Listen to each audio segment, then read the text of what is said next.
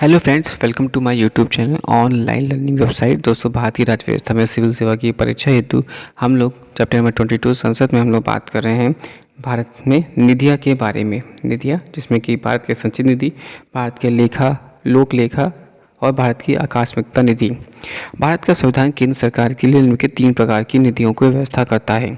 भारत का संचित निधि जो कि अनुच्छेद 266, भारत का लोक लेखा अनुच्छेद 266, जबकि भारत की आकस्मिकता निधि अनुच्छेद 267। भारत की संचित निधि यह एक ऐसी निधि है जिसमें से सभी प्राप्तियां उधार ली जाती हैं और भुगतान जमा किए जाते हैं।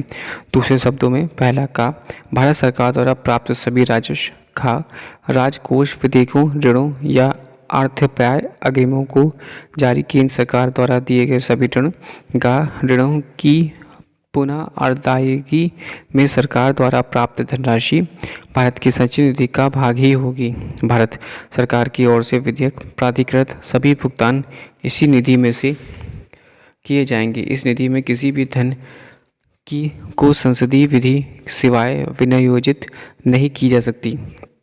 भारत का लोक लेखा सभी अन्य सार्वजनिक धन भारत सरकार या उसके लिए भारत के लोक लेखा से ऋण लिया जाता है। इसमें भविष्य निधि जमा, न्यायिक जमा, बचत बैंक जमा, विभागीय जमा आदि शामिल है। इस लेखे को कार्यकारी प्रक्रिया द्वारा नियंत्रित किया जाता है, अर्थात इस खाते से भुगतान संसदीय विनियोजन के बिना किया जा सकता है। इस प्रकार भुगतान मुख्यतः बैंक आदान प्रदान से संबंधित होता है। भारत की आकस्मिकता निधि संविधान संसद को भारत की आकस्मिक निधि के गठन की अनुमति देता है। इसमें समय समय पर विधि द्वारा निर्धारित निधियां प्राप्त की जा सकती हैं। संसद द्वारा भारत की आकस्मिक निधि अधिनियम 1950 से शुरू हुआ। निधि को राष्ट्रपति की ओर से वित्तीय सचिव द्वारा रखा जाता है।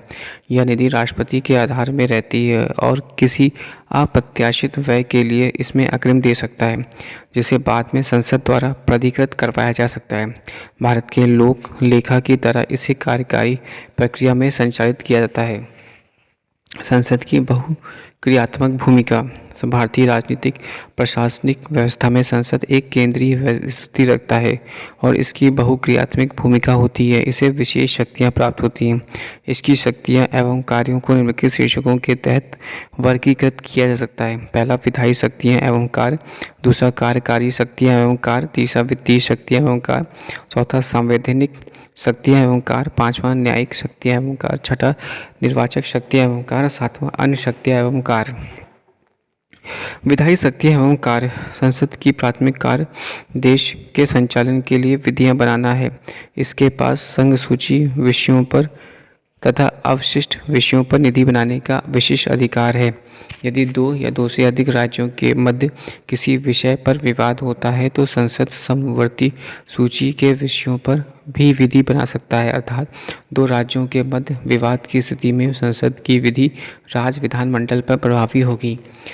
संविधान संसद की राज्य सूची के विषयों पर विधि बनाने की शक्ति प्रदान करता है। ऐसा निम्नलिखित 5 असामान्य परिस्थितियों के अंतर्गत हो सकता है।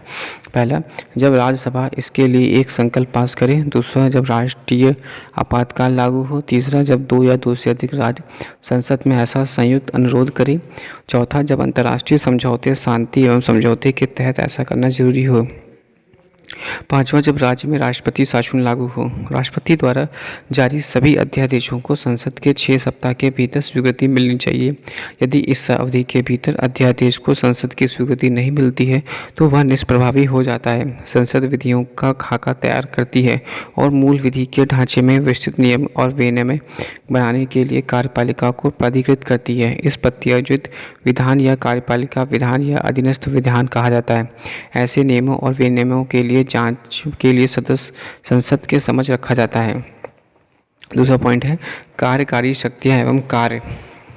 भारत के संविधान ने सरकार के संसदीय रूप की स्थापना की है, जिसमें कार्यकारिणी अपनी नीतियों एवं कार्यों के लिए संसद के प्रति उत्तरदायी होती है।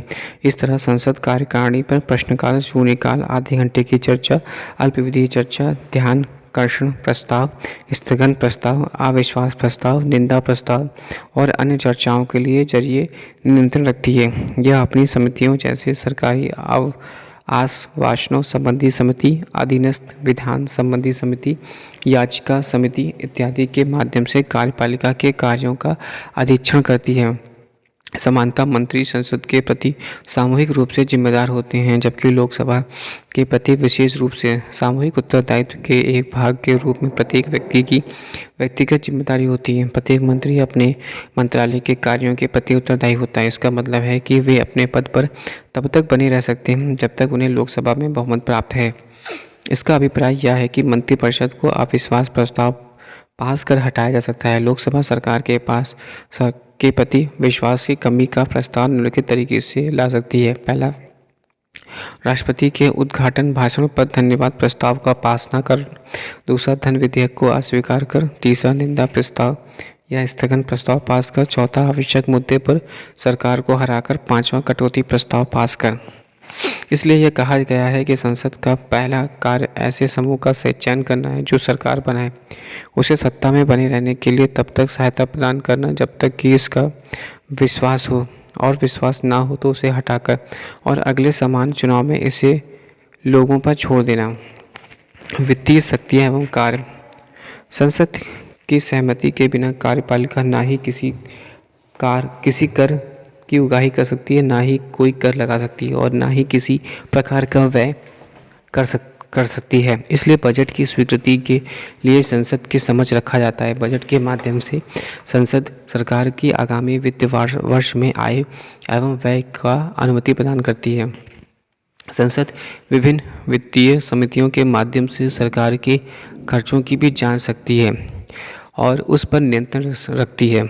इन समितियों में शामिल है लोक लेखा समिति, प्राक्कलन समिति एवं सार्वजनिक उपक्रमों संबंधी समिति। ये अवैध, अनियमित, अमान्य, अनुचित प्रयोगों एवं सार्वजनिक खर्चों के दुरुपयोग के मामलों को सामने लाती हैं। इसलिए कार्यपालिका के वित्तीय मामलों पर संसद का नियंत्रण निम्न दो तरीकों से संभव हो पाता है। पहला, बजटीय नियंत्रण, जो कि बजट के प्रभावी होने से पूर्व अनुदान मांगों के रूप में होता है। उत्तर बजटीय नियंत्रण, जो अनुदान मांगों की स्वीकृति दिए जाने के पश्चात 3 वित्तीय समितियों के माध्यम से स्थापित किया जाता है। बजट वार्षिकता के सिद्धांत पर आधारित होता है, जिसमें संसद सरकार को एक वर्ष में व्यय करने के लिए धन उपलब्ध कराती है। यदि मंजूर किया गया धन वर्ष के अंत तक व्यय नहीं होता है तो शेष धन का छास हो जाता है और भारत की संचित निधि में चला जाता है। इस प्रक्रिया को छास का सिद्धांत कहते हैं।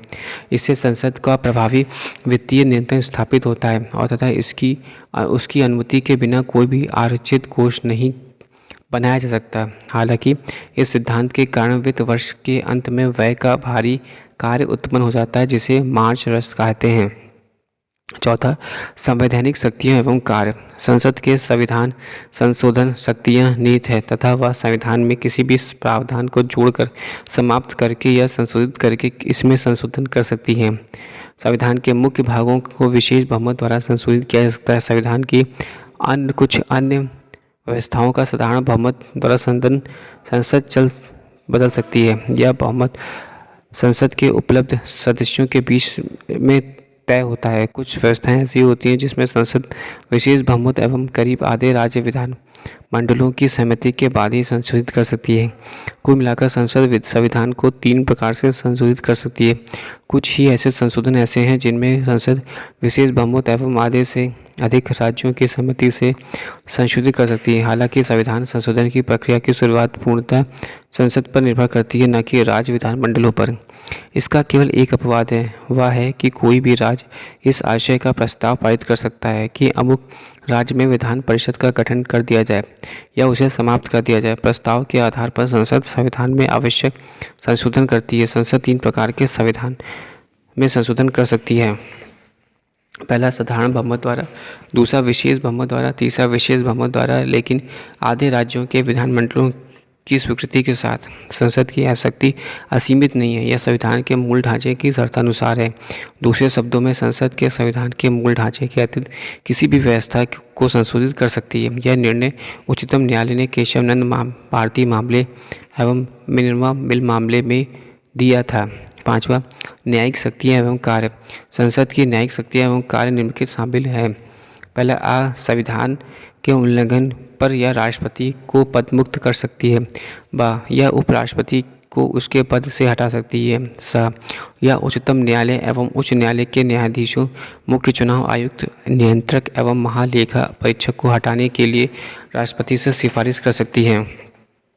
या अपने सदस्यों या बाहरी लोगों को इसकी अवमानना या विशेषाधिकारों के उल्लंघन के लिए दंडित कर सकती है। छठा, निर्वाचक शक्तियाँ एवं कार्य। संसद राष्ट्रपति के निर्वाचन में भाग लेती है और उपराष्ट्रपति को चुनती है। लोकसभा अपने अध्यक्ष या उपाध्यक्ष को चुनती है, जबकि राज्यसभा उपसभापति का चयन करती है। संसद को यह शक्ति है कि वह भारत व राष्ट्रपति एवं उपराष्ट्रपति के निर्वाचन राष्ट्रपति एवं उपराष्ट्रपति के निर्वाचन से संबंधित नियम बना सकती है या उनमें संशोधन